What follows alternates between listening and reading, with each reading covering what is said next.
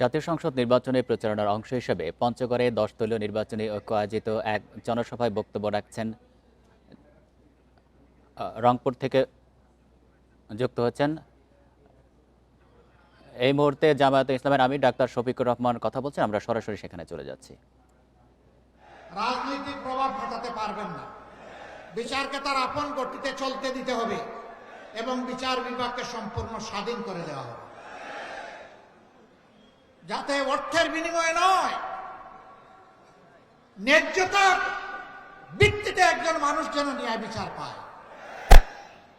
এখানেও কে গরিব কে ধনী কে কোন ধর্মের এটা দেখার কোনো সুযোগ নেই। সমাজের কে কোন চেয়ারে বসে আছেন ওইটাও দেখার কোনো সুযোগ নেই। যে অপরাধে সাধারণ একজন মানুষকে শাস্তি দেওয়া হবে, আইনের আওতায় আনা হবে, একই অপরাধ যদি দেশের প্রেসিডেন্ট করেন তিনিও রেহাই পাবেন না। এর নাম হচ্ছে ন্যায় বিচার।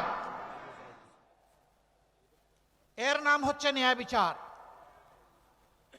কারো জন্য আপনার বিচার আর কারো জন্য ইম্পিউনিটি, দায় মুক্তি, এর নাম বিচার নয়, এটা বৈষম্য, বিচারের উপরে জুলুম। আমরা সেই বিচারের উপরে জুলুম মানব না।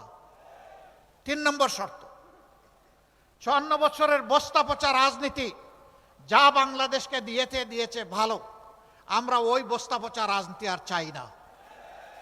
যেই রাজনীতি তার নেতা নেত্রীকে চোর বানায়, লুটেরা বানায়, সন্ত্রাসী বানায়, ফ্যাসিস্ট বানায়, ওই রাজনীতি আর আমরা দেখতে চাই না। ফ্যাসিবাদ যাতে আর ফিরে না আসে, দুর্নীতিবাজরা আর যাতে সমাজে চলাফেরা করতে না পারে, এমন একটা দেশ এবং সমাজ গড়ার জন্য দেশবাসী মুখিয়ে আছে। বিশেষ করে রক্ত দিয়ে লড়াই করা যুবকরা যুবতীরা মুখিয়ে আছে।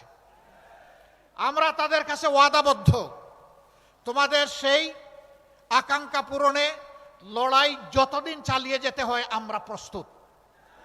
এ লড়াই থামবে না। এ লড়াই তখনই পূর্ণতা পাবে যখন জনগণের এবং বিশেষ করে আমাদের যুব সমাজের আকাঙ্ক্ষা পূরণ হবে। সম্মানিত ভাই ও বন্ধুগণ,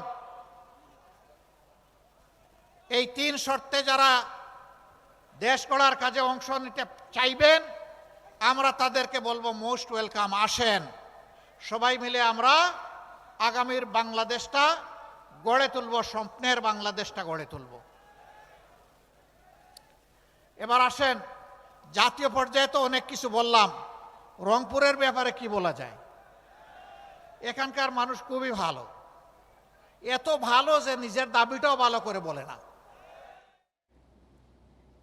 রংপুরের জনসভায় বক্তব্য রাখছিলেন জামায়াতের আমির।